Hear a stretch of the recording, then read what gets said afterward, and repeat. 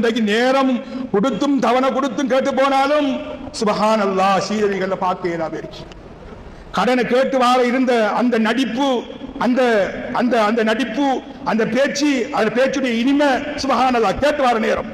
இப்ப நாங்க கொடுத்தவரை கேட்டு போற நேரம் அவரை போல ஒரு சஞ்சீவனை காலையிலாம் வார நேரம் பூனை மாதிரி வார, கேட்டு போற நேரம் புலிமாய் நிற்கிறாரு.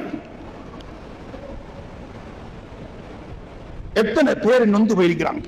கடனை எடுத்துட்டு கேட்டு போறதுக்கு தைரியம் இல்லை, சண்டித்தனம் காட்டுறான். எடுத்த கடனை கேட்டு கேளாத நிலைமை. அல்லாஹு அக்பர். அல்லாஹ்வை பயந்துக்கோங்கோ. மதலுல் கனியி ஸுல்முன். கொடுக்கிறதுக்கு வசதி இருந்தும், கடனை கொடுக்கிறதுக்கு வசதி இருந்தும் இன்னும் இன்னும் இழுத்து இழுத்து இழுத்து அவரை பேக்காட்டினா நீ அநியாயக்காரன், நீ அநியாயக்காரன், நீ சொர்க்கம் போக இயலாது. கடனுடைய விபரீதம் தெரியுமா? கடனுடைய விபரீதம் தெரியுமா? ஸல்லல்லாஹு அலைஹி வஸல்லம் அன்னவர்கள் ஒரு ஜனாசாவை இங்க கொண்டு வந்து வைக்கப்பட்டுச்சு பள்ளியில. ஸல்லல்லாஹு அலைஹி வஸல்லம் நிக்கிறாங்க முன்னுக்கு. அப்படித்தானே ஒரு ஜனாசா வந்தா மஸ்ஜிதுடைய இமாம் முன்னுக்கு வந்து கேட்பாரு. என்ன கேட்பாரு?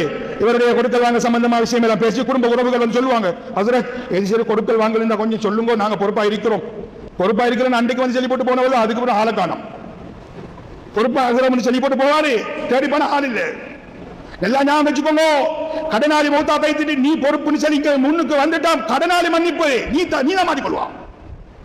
நீ பொறுப்பு எடுக்க வந்துட்டா அவருக்கு நிதாஸ், அவருக்கு எந்த பிரச்சனையும் இல்லை. அதனால பொறுப்படுத்தவங்க பொறுப்படுத்த மாதிரி முன்னுக்காகணும். இப்ப ரசூலுல்லாஹ் ஸல்லல்லாஹு அலைஹி வஸல்லம் ஒரு ஜனாசாவை கொண்டு வந்து வைக்கப்பட்ட நேரத்தில் அலைஹி தைனுன், இவருக்கு கடன் இருக்கான்னு கேட்டாங்க ஸல்லல்லாஹு அலைஹி வஸல்லம். இப்ப ஒரு சஹாபி சொன்னாரு, அபூ கதாதா ரலியல்லாஹு தஆலா, யார் சொல்லலாம், அவருக்கு 2 தீனார் இருக்கு. எத்தனை? 2 லட்சம் இல்ல, 2 தீனார். 2 தீனார் கடனாளியாக இவர் இருக்கிறார் என்று சொன்ன உடனே அல்லாஹ்வுடைய ரசூல் ஸல்லல்லாஹு அலைஹி வஸல்லம் அவர்கள் ஸல்லு அலா ஸாஹிபிக்கும். சுப்ஹானல்லாஹ். என்னது என்னது? ஸல்லு அலா ஸாஹிபிக்கும், உங்களுடைய தோழர்களை நீங்க தொழுதுக்கோங்க என்று சொல்லி ரசூலுல்லாஹ் ஒதுங்குறாங்க. அந்த ஜனாசாவை தொழுவிக்கிறதுக்கு முன்னுக்கு வந்த ரசூலுல்லாஹ் பின்னுக்காகறாங்க. எல்லாம் ஞாபகம் வச்சுக்கோங்க, எல்லாம் ஞாபகம் வச்சுக்கோங்க. ஒரு முனாஃபிக்குடைய ஜனாசாவை தொழுவிக்கிறதுக்கு முன்னுக்கு வந்த ரசூலுல்லாஹ், ஒரு முனாஃபிக்குடைய ஜனாசாவை தொழுவிக்கிறதுக்கு வந்த ரசூலுல்லாஹ் ஒரு கடனாளியுடைய ஜனாசாவை தொழுவிக்கிறதுக்கு பின்னுக்காகறாங்கண்டா இந்த கடனுடைய விபரீதம் எவ்வளவு சும்மா சாதாரணமா நினைச்சிடவானாம். அது 1 ரூபாவா இருந்தாலும் கடன் தான். இந்த போன் கடையில் இருக்கிறீங்க, போன் கடையில் இருக்கிற நேரம் என்னது சிம் கார்டு போடுறீங்க, ரீலோட் பண்றீங்க, அதுல ஒரு 5 ரூபாயை பிடிச்சு போட்டு 155 ரூபாய் 200 ரூபாய் 155 ரூபாய்க்கு 160 ரூபாய் கொடுத்தா 5 ரூபாய் பேலன்ஸே இல்ல. அது சும்மா நாங்க 5 ரூபாய் தானே சரி விட்டு போட்டு வாரம் 5 ரூபாய் கடன் தான். ஒன்று முன்னுக்கு பேசிக்கொள்ளணும். இல்ல நீ சும்மா 5 ரூபாய் தானே அவன் கணக்கெடுக்க மாட்டான்னு சொல்லி நீ பிடிச்சு கொண்டு வச்சா உனக்கு அது சுவர்க்கத்துக்கு செல்றதுக்கு தடையாக இருக்கிறது. அந்த 5 ரூபாய் சாதாரணமா நினைச்சிடாது. இந்த கரண்ட் பில், தண்ணி பில், எத்தனை பேர் எத்தனை தில்மார் வேலை பார்க்கிறீங்க. அல்லாஹ்வுடைய நெல்லடியார்களே, அன்பு சகோதரர்களே, கடனை சாதாரணமாக நினைச்சிடவானம். கடன் உங்களை கேவலத்தில் கொண்டு போய் சேர்க்கும், உங்களை இழிவில் கொண்டு போய் சேர்க்கும். ரப்புடைய கடமைகளை நீங்க செய்றீங்க. முன்சாப்புல வந்து தொழுகிறாரு, திக்ரி செய்கிறாரு, ஹஜ்ஜுக்கு போறாரு, உம்ராக்கு போறாரு. இங்க கடனை வாங்கிட்டு உம்ராக்கு போறாரு, கடனை வச்சுக்கிட்டு ஹஜ்ஜுக்கு போறாரு, கடனை வச்சுட்டு என்ன செய்யறாரு, பெரிய ஜகாத்தை கொடுக்கிறாரு. இந்த ஜகாத்து சரி வாரல்ல, இந்த ஹஜ் சரி வாரல்ல, இங்க கடன். இவர் கடனை இங்க வச்சு போட்டு அவர் காபத்துல சுத்துறாரு, கடன் கொடுத்தவங்க வீட்டை வந்து சுத்துறான், கடையை வந்து சுத்துறான். அவர் காபத்துல சுத்துறாரு, கலாபம் விற்கிறாரு. இவர் இங்க இங்க இங்க கொடுத்தவர் கடன் கொடுத்தவர் வீட்டை வந்து சுத்துறாரு. பாவம். அப்படிப்பட்ட ஹஜ்ஜி போத்தவில்லை. எல்லாம் நான் வச்சுக்கோங்க. ஒரு ஃபிக்ஹ் சட்டத்தை சொல்லித்தாரேன், ஒரு மசாலாவை சொல்லித்தாரேன். நீங்க ஒரு பயணம் போறீங்க, நீங்க பயணம் போற நேரம் அந்த தொழுகையை சுருக்கி தொழுவதற்கு இஸ்லாத்தில் அனுமதி இருக்கு. அதை நீங்க உலமா கிட்ட கேட்டுக்கொள்ளணும். எப்படி தொழணும், எத்தனை கிலோமீட்டர் தூரத்துக்கு போனா தொழலாம், சுருக்கலாம், சேர்க்கலாம் கேட்கறீங்க. இது மாதிரி எப்படி நீங்க சலாத்து சபரை கேட்டு தெரிஞ்சு கொள்வீங்களோ, எப்படி தெரிஞ்சு கொண்டு அந்த தொழுகை அமர செய்றீங்களோ, கடனை வச்சு போட்டு நீங்க ஒரு பயணம் போகலாம். கடனாளி கிட்ட பேசி சொல்லணும், நான் இப்படி ஒரு பயணம் போகட்டுமா?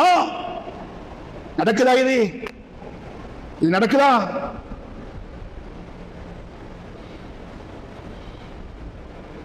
ஜனாசாவை கொண்டு வந்து வச்சதுக்கு பிறகு 4 விஷயத்தை ஞாபகப்படுத்துறாரு இமாம். என்னது? குளிப்பாட்டுறது, கவன் செய்யறது, என்னது தொழுவிக்கிறது, அடக்கம் செய்யறது என்று சொல்லி போட்டு அந்த அடக்கம் செய்யற டைம்ல, தொழுவிக்கிற டைம்ல தொழுகிற ஆதாரங்கள் எல்லாம் சொல்லுவாரு இமாம். 3 விஷயத்தை அந்த இடத்துல கண்டிப்பா பேசணும். சும்மா அந்த 4 விஷயத்தை சொல்லி போட்டு முடிக்கிறல்ல. 1வது தக்பீருக்கு பின்னால சூரத்துல் ஃபாத்திஹா, 2வது தக்பீருக்கு பின்னால நபிகள் நாயகம் ஸல்லல்லாஹு அலைஹி வஸல்லம் அவர்கள் மீது ஸலவாத், 3வது தக்பீருக்கு பின்னால அந்த ஜனாசாவுக்காக வேண்டி துஆ செய்யறது, 4வது தக்பீருக்கு பின்னால சலாம் கொடுக்கிறது, சலாம் கொடுக்கிறதுக்கு முன்னால அல்லாஹும்ம லா தஹ்ரிம்னா அஜ்ரஹு அஜ்ரஹா, இப்படி ஆணோ பெண்ணோ லமீர் பார்த்து மீறும் இப்படி ஒரு துஆவை சொல்லிட்டு சலாம் கொடுக்கிறதுன்னு சொல்றோமே, இந்த 4 ஞாபகப்படுத்துற இமாம்கள் 3 விஷயத்தை ஞாபகப்படுத்துங்க கட்டாயம். என்ன 3 விஷயம்? இந்த ஜனாசாவுடைய வராசத்தை பத்தி பேசுங்க. இந்த ஜனாசா என்னத்தை விட்டுட்டு போகுது, எதை வச்சுட்டு போயிருக்கிறாரு, இதை பத்தி பேசுங்க. இது சும்மா மூத்த பிள்ளைக்கு சொந்தம் கடைசி பிள்ளைக்கு சொந்தம் கொண்டாடுவாரல்ல. ஒரு மையத்துடைய பொருள், ஒரு மையத்துடைய சொத்து, அவருக்கு எத்தனை பிள்ளைகளுக்கு எப்படி போகணும் என்பது உலமாக்கள் வந்து படிங்க. இது பேசப்படணும். 2வது அந்த ஜனாசாவுடைய வசியத்து, ஜனாசாவுடைய வசியத்தை பத்தி பேசணும். அந்த வசியத்து என்ன சொல்லி இருக்கிறாரு, எப்படி பேசியிருக்கிறாரு, அதை நிறைவேற்றி வைக்கணும். 3வது அந்த ஜனாசாவுடைய கடனை நிறைவேற்றி வைக்கணும்.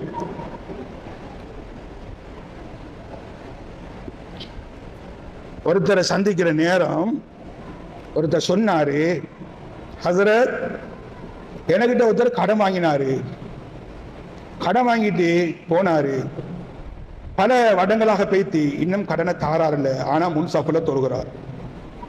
எவ்வளவோ கேட்டு கேட்டு பார்த்தேன், தார மாதிரி இல்லை. ஆனா அவரை ஜனாசாவை கொண்டு வந்து வைக்கிற டைம்ல ஒருவேளை அவர் எனக்கு முன்னால மௌத்தா போனா நான் அந்த ஜனாசாவை அடக்க விட மாட்டேன். கேட்டு கேட்டு பார்த்துட்டேன், தாரார் இல்ல. ஜனாசாவை கொண்டு வந்து வச்ச உடனே நான் வந்து அந்த ஜனாசாவை தூக்க விட மாட்டேன் என்று பெரிய ஆதங்கமா பேசுறார். அல்லாஹ் பாதுகாக்கணும். அப்படியான ஒரு கேவலத்தை, இழிவை நாம சந்திச்சிடக்கூடாது. பெற்றோர்களாகிய நீங்க மௌத்தாகிறதுக்கு முன்னால கடன் இல்லாம மௌத்தாகுங்கோ. நீங்க உங்களோட பிள்ளைகளுக்கு பாவத்தை சுமத்தி போட்டு நீங்க மௌத்தாகிற வேணாம். உங்களோட பிள்ளை செல்லணும், தைரியமா வந்து செல்லணும். என்ற வாப்பா யாருக்கும் கடன் இல்ல, என் வாப்பா யாருக்கும் கொடுக்கிறதுக்கு இல்ல என்று சொல்லக்கூடிய அளவுக்கு பெற்றோர்களாகிய நீங்க ஒரு முன்மாதிரியான ஒரு பெற்றோராக வாழ்ந்து மௌத்தா போகணும். எத்தனையோ பிள்ளைகள் பாப்பாட கடனை அடைக்க முடியாம பதுவா செய்கிறாங்க. பாப்பாக்கு பதுவா, பாப்பாக்கு பதுவா, பாப்பா மௌத்தா வைத்தாரு, பிள்ளை பாப்பாட கடனை கொடுத்து கொடுத்து இன்னும் பிள்ளைக்கு ஒரு முன்னேற்றம் இல்லை. அப்படி ஆகிரவானாம், அப்படி ஆகிரவானாம். என் பிள்ளை வந்து சொல்லணும், இது என் வாப்பா, என் வாப்பாட ஜனாசா, இந்த வாப்பா எனக்கு ஒரு கடனை கூட வைக்கல, யாருக்கும் கடன் கொடுக்கிற அளவுக்கு இந்த வாப்பா வைக்கலன்னு சொல்லணும். அதிகமாக துவா செய்யுங்க. ஸல்லல்லாஹு அலைஹி வஸல்லம் அவங்க துவாவுக்கு துவா சொல்லி தந்தாங்க. اللهم إني أعوذ بك من الهم والحزن والعجز والكسل والجبن والبخل وغلبة الدين وقهر الرجال اللهم اكفني بحلالك عن حرامك وأغنني بفضلك عمن سواك اللهم إني أعوذ بك من المغرم والمأثم. இந்த 3 துவா முக்கியமான துவா. இதை பாடமாக்கி ஓதுங்க. கொடுக்கணும் என்ற நியத்து இருந்தா, இவனுக்கு ஆப்பு வைக்கணும் என்ற நோக்கம் இல்ல, இவனுக்கு கொடுக்கணும் என்ற நியத்து இருந்தா நிச்சயமாக அல்லாஹ் அந்த கடனை நிறைவேற்றத்துக்குரிய வழியை வைப்பான். புகாரி ஷரீஃபில் ஒரு சம்பவம் இருக்குது. ஒரு ஸல்லல்லாஹு அலைஹி வஸல்லம் காலத்துக்கு முன்னால வாழ்ந்த ஒரு சம்பவம். ஒரு மனிதர் என்ன செய்யறாரு, அல்லாஹ்வை ஷாஹிதா வச்சு ஒருத்தர்கிட்ட கடன் வாங்கினாரு. அவரும் கடனை கொடுத்துட்டாரு, வந்துட்டாரு, கடல் கடந்து வந்துட்டாரு. இப்ப டேட் வந்துட்டு, டேட்டுக்கு முன்னால் அல்லாஹ்வை ஷாஹிதா வச்சு வாங்கின கடன். உடனே என்ன செய்யறாரு, அல்லாஹ் போகக்கூடிய அந்த கப்பல் வரல, டேட்டும் வந்துட்டு, உன்னை ஷாஹிதா வச்சு நான் இந்த கடனை வாங்கி வந்திருக்கிறேன், நீயே இந்த அடியானுக்கு இந்த சல்லியை கொண்டு சேர்க்கக்கூடிய வழியை வச்சிருயா அல்லாஹ் அப்படின்னு சொல்லி அந்த 1000 தீனாரையும் ஒரு ஒரு ஒரு அதாவது விறகு கட்டுக்குள்ள வச்சு அந்த விறகு கட்ட கடல்ல வச்சு அனுப்புறாரு. எடுத்தாரு, கொடுக்கணும் என்ற நோக்கத்தில் அல்லாஹ்வுக்கு ஷாஹிதாக வச்சு எடுத்தாரு. அந்த நம்பிக்கையில இந்த கடலில இந்த விறகு கட்டுக்குள்ள சல்லியை வச்சு அனுப்புறாரு. சல்லி ஒருத்தவர கையில போய் சேர்கிறது. புகாரி ஷரீஃபில் வருகிறது சம்பவம். அல்லாஹ் அப்படிதான் வைப்பான். எடுக்கிற நியத்தி, கொடுக்கிற நியத்தி இருந்தா கொடுக்கிறதுக்கு அல்லாஹ் வைப்பான். இல்ல இவருக்கு வைக்கிற ஆப்பு, இவரை கொஞ்சம் பேக்காட்டணும்னா உன்னையும் பேக்காட்டி ஓட்டவன் காட்டிட்டுவான். அதனால அல்லாஹ்வுடைய நல்லடியார்களே, சகோதரர்களே, நிறைய விடயங்கள் பேசலாம். நேரே முகாமைத்துவத்தை வச்சு சுருக்கிக் கொள்கிறோம். கொடுக்கல் வாங்கல் சம்பந்தமானது இஸ்லாத்தில் பெருசாக பேசப்பட்டிருக்கிறது. கடன் சாதாரணமாக நினைச்சிடவானாம். கடன் ஒரு பெரிய ஒரு பாவம், கடன் கேவலத்தையும் இழிவையும் கடைசியில தற்கொலைகளையும் கொண்டு வந்து சேர்த்துரும். அதனால் அதிகமாக துஆ கேளுங்க, தௌபா செய்யுங்க. யார் யாருக்கெல்லாம் கடன் கொடுக்கணுமோ அந்த கடனை கொடுக்கிறதுக்குரிய முயற்சியை செய்து, யா அல்லாஹ் மௌத்துக்கு முன்னால என்னுடைய கடனை நிறைவேற்றி விட்டுத்தான் என்ன மௌத்தாக்கணும் என்ற துஆவோட முயற்சி செய்யுங்க. எல்லாம் வல்ல அல்லாஹ் ஜல்ல ஜலாலுஹு நம்ம அனைவரையும் புரிந்து கொள்வானாக.